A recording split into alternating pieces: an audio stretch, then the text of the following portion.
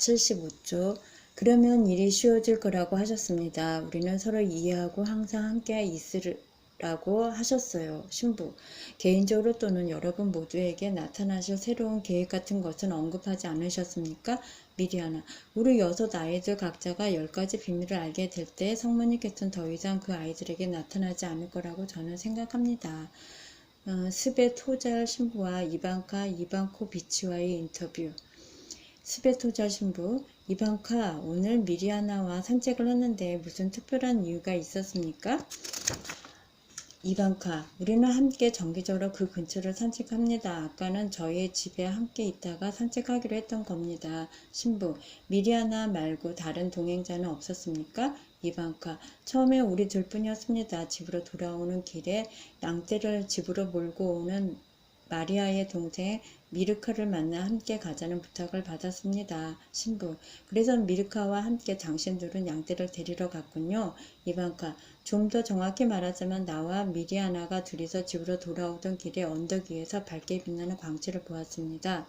빛나는 광채 속에 성모님의 모습을 보았죠. 그래서 미리아나에게 말했습니다. 저기 좀 봐. 성모 마리아께서 나타나셨어. 미리아나는 내가 농담을 한다고 생각했습니다. 손을 내저으며 이렇게 대꾸했죠. 성모님께서 우리한테 나타나실 리가 없어. 그녀는 내가 가리키는 곳은 쳐다보지도 않은 채 계속 마을로 걸어갔습니다. 미르카의 집에 도착했을 때 미르카의 부탁을 받았습니다. 나 좀 도와줘. 양떼를 집으로 몰고 와야 하거든.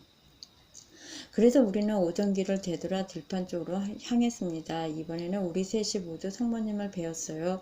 우리는 즉시 무릎을 꿇고 기도를 올렸습니다. 그리고는 양떼를 물고 집으로 돌아왔습니다. 그 후 비스카와 이반 그리고 또 다른 이반도 우리와 합류하게 되었습니다. 신부, 그렇다면 첫날에 이미 성모님을 2번 뵈었군요. 이반카, 그렇습니다. 처음에는 미리아나와 제가 마을로 돌아올 때이고 두 번째는 미르카도 함께 양을 데리러 갔을 때입니다. 신부, 최초로 성모님을 본 사람은 누굽니까? 이방카 접니다. 신부, 그분을 보았을 때 당신은 뭐라고 했습니까? 이방카, 저기 좀 봐. 성모 마리아께서 나타나셨어 라고 했습니다. 신부, 그리고 무엇을 했습니까? 어디로 갔죠? 이방카, 미르카의 집으로 갔습니다. 그녀 집 앞에서 양떼를 밀고 오는데 도와달라는 그녀의 부탁을 들었습니다. 그래서 우리는 오던 길을 되돌아갔습니다. 언덕을 지날 때 나는 성모님을 또 보았습니다. 이번에는 아기 예수를 품에 안고 계셨어요. 미리아나와 미르카도 함께 보았습니다. 신부, 성모님을 만나 보았다는 것은 당신에게 어떤 의미를 갖게 됩니까? 기분이 어떠했나요? 이방카, 굉장했어요. 이 세상 모든 것이었습니다. 신부, 당신이 성모님을 뵙고 이야기를 나누는 동안 우리에게는 당신의 말이 들리지 않았는데. 이방카, 나는 지금과 똑같은 목소리로 이야기를 나누었습니다. 신부, 그렇다면 이렇게 생각할 수 있겠습니까? 당신은 성모님과 텔레파시 같은 것으로 이야기를 나누었거나 아니면 우리가 알아들을 수 없을 만큼 낮은 목소리로 속삭였다고 말입니다. 아니면 우리가 들을 수도 이해할 수도 없는 기적적인 방법으로 대화한 것입니까? 이방카, 지극히 정상적인 방법으로 이야기를 나누었습니다. 지금 신부님과 이야기하고 있는 것과 마찬가지 방법으로 말입니다. 물론 그분의 목소리가 말씀도 정상적인 방법으로 들려왔습니다. 신부, 성모님께 무슨 부탁 같은 것을 드려본 적이 있습니까? 이방카, 처음에 나는 어린 다니엘을 위한 부탁을 한 적이 있습니다. 신부, 성모님께서는 무엇을 하셨습니까? 이방카, 언제 나와 마찬가지로 답하셨습니다.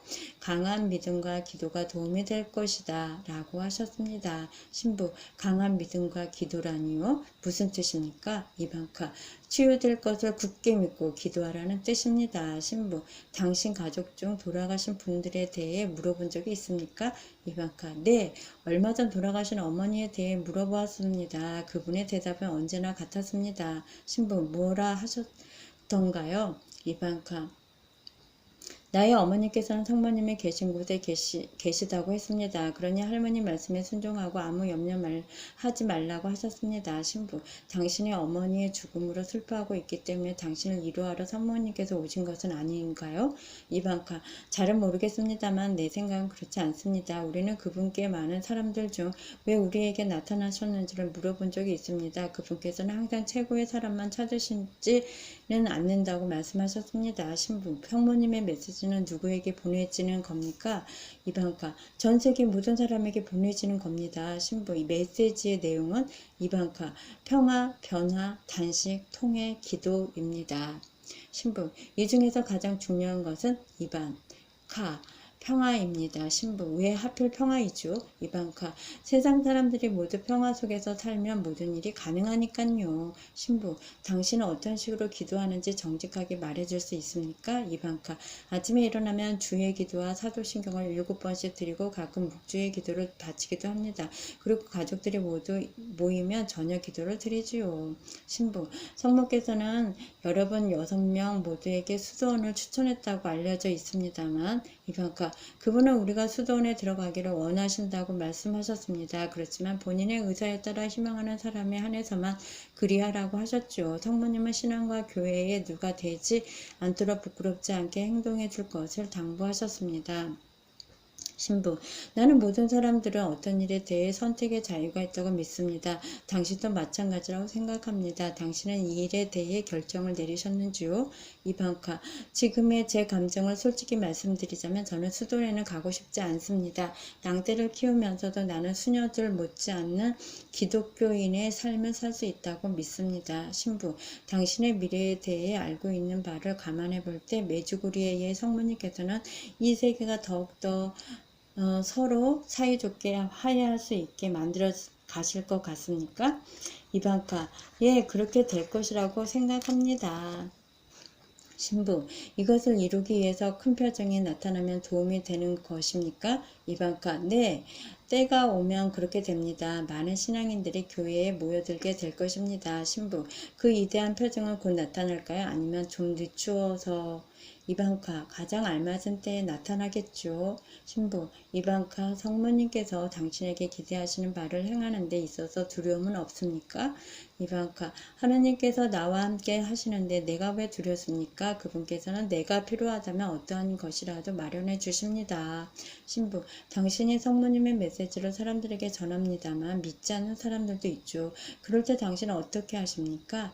이방카, 그들을 위해 기도합니다. 하나님께서 직접 그들에게 깨달음을 주십사 하고. 신부, 그 외에 다른 일을 할 수 있습니까? 이방카, 나는 그들을 설득하려고 애쓸 겁니다. 그리고 일단 마음의 문을 열면 그들도 확신하게 되죠. 신부, 그 말을 나는 믿습니다. 그런데 그날을 기다리기가 힘들군요. 사람들은 신경이 날카로워지고 그동안 우리는 무엇을 하면 좋겠습니까? 이방카, 기대하십시오. 하나님께서 견딜 수 있는 힘을 주실 겁니다. 신부, 성모 마리아님을 배척하는 사람들도 있습니다. 그들에게 무슨 말을 하겠습니까? 이방카, 마음을 돌이키라고 말하겠습니다. 하나님은 살아계십니다. 그것 하나면 충분하지요. 신부, 성모 마리아를 적대시하는 사람들이 성모님의 계획을 망칠 수 있을까요? 이방카, 성모님께서 알려주신 이대한 표징을 말씀하시는 겁니까? 신부, 네. 이방카, 그것을 염려할 것 없습니다. 어떤 무기가 폭발물로도 그것을 파괴할 수는 없습니다. 신부, 그것은 사람들의 영혼이나 성모님의 계획에 해를 끼칠 수 있습니까? 이방카, 아니요, 그럴 수는 없습니다. 신부, 그것은 성모님께서 그들보다 강하시다는 뜻입니까? 이방카, 일반적으로 그렇습니다. 그러나 결정하시는 분은 예수님이십니다. 하느님이십니다. 신부, 좀 더 설명해 주십시오. 이방카, 내 생각으로는 하나님께서 성모님을 이곳에 보내셨습니다. 우리가 어떤 표징을 성모님께 구하면 그분께서는 예수님께 그 말을 전하고, 그러면 최종적으로 예수님께서 성모님에게 그 표징을 주는 것이라 나는 생각합니다. 그럴 때에야 성모님께서는 표징을 주시겠노라고 우리와 약속하셨습니다. 신부, 그 말은 성모님 혼자서 마음대로 결정할 수 없다는 뜻이군요. 성모님께서는 언제 나와 마찬가지로 하나님이 원하시는 뜻에 따라 행하셔야만 한다는 것이군요. 이방카, 저도 그렇게 믿고 있습니다. 신부, 훌륭한 신앙인은 서로 각자의 종파가 다르다고 할지라도 서로 대립한다는 것은 있을 수 없습니다. 중요한 것은 바로 이것입니다. 좀 더 이야기하여 주십시오. 성모님께서는 이 문제에 대해서 무엇이라고 말씀하셨습니까? 이방카, 이 세상의 종교는 하나로 뭉치지 못하고 분리되어 있습니다. 어떤 종교를 믿든지 간에 모두 예수님에 의하여 수용되고 있다고 성모님께서 말씀하고 계십니다. 신부, 그렇다면 믿는 자 신앙인은 모두가 천당으로 갈 수 있다는 말입니까? 이방카, 그것은 신앙인 각자의 상응하는 가치가 있는가 없는가에 달려 있겠죠. 신부, 그렇군요. 그러나 예수님에 관하여 한마디도 듣지 못한 사람이 허다한데요. 이방과 예수님은 이 사실을 잘 알고 계십니다. 저는 잘 모르겠습니다만 종교는 근본적으로 다 같은 길을 가고 있다고 성모님께서 말씀하셨습니다. 종교 때문에 많은 사람들이 서로 분파하고 서로 적대시하고 있습니다. 신부, 이방과 여러 가지 대화와 증언을 해주어 감사합니다. 나는 마지막 페이지를 타자기에서 빼내었다. 8장째였다. 스미티는 발작을 일으킬 지경이었다. 아니, 무슨 일을 하신 겁니까? 책을 쓰셨어요? 그가 소리를 질렀다. 신문 한 페이지에 전부 다 실어도 모자라겠습니다. 스미트에게는 나의 칼럼이 골칫거리일 뿐이었다. 그는 그냥 광고만 있는 신문을 선호했다. 그래, 할 수 없겠군. 그대로 다 싫게나. 내가 미소 지었다. 하루 더 일찍 원고를 끝내야 자네가 행복해 할 줄 알았는데. 자, 편집을 끝내자고. 그렇지만 마감 시간 직전에 도착하는 광고가 있으면 어떻게 합니까? 신부, 성모 마리아를 적대시하는 사람들이 성모님의 계획을 망칠 수 있을까요? 이방과, 성모님께서 알려주신 위대한 표정을 말씀하시는 겁니까? 83조. 필요한 경우 돈을 내는 고객을 위해 칼럼을 비워놓는 것이 상례였다. 아니, 이번은 아닐세. 내 원고부터 실어주게나. 방을 나서려다가 나는 문득 생각나는 일이 있었다. 지난번 우리는 신문을 보내달라는 요청을 40건 이상이나 받았었다. 아, 그리고 말이지. 신문이 더 필요한 사람들은 소봉투에 주소를 적어놓은 우표를 붙여 우리한테 보내달라는 광고를 실어주게. 고개를 절레절레 흔들면 투덜대는 스미티를 뒤에 남기고 나는 행복감에 젖은 채 어둠 속으로 걸어 나왔다. 8장 스코티 신부. 행복해지려면 단순하고 겸손한 생활을 하십시오. 그리고 하느님께 당신을 맡겨 드리십시오. 나는 집에서 60마일 떨어진 레이크 시티를 향해 달리고 있었다. 실베스터 스코티 신부를 방문할 참이었다. 나의 두 번째 칼럼이 나간 뒤 스코티 신부가 다시 전화했다. 그리고 언제 만날 수 있을지 물었다. 나는 4부 시리즈로 계획된 칼럼 중에 매주 고리에를 실제로 방문했던 지역 주민과의 인터뷰도 계획했던 참이라 쾌히 승낙했다. 약속했다. 게다가 나는 웬만한 일에 흔들리지 않고 주관이 뚜렷한 권장한 이태리 신부를 꼭 만나보고 싶었다. 길눈이 어두운 편이라 그의 집을 찾는데 약간 어려움을 겪었다. 그러나 나는 마침내 그 집을 발견했는데, 아니, 그 집이 나를 발견했다는 표현이 좀 더 정확할 것이다. 나는 그의 집 근처쯤 되는지 지역을 맴돌고 있었다. 그러다 갑자기 고개를 들게 되었고 그 집이 내 앞에 서 있었다.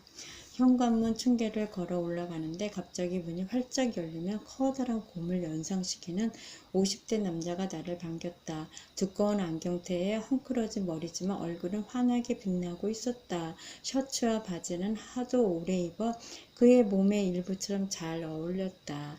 또한 다 낡은 신발을 신고 있는 폼이 전화로 상상했던 바로 그 모습이었다. 내가 현관을 들어서자 그는 내 손을 덥석 잡더니 마치 오래된 친구처럼 껴안았다. 커피물을 얹어 놓겠어. 그리고 얘기 좀 합시다. 그렇게 우린 이야기를 시작했다. 그는 킹스트리트와 레이크시티에 있는 두 구역의 작은 성당의 주임 신부직을 맡고 있었다. 내가 맡은 이곳 구역은 교구 내에서는 마치 시베리아와 같다오.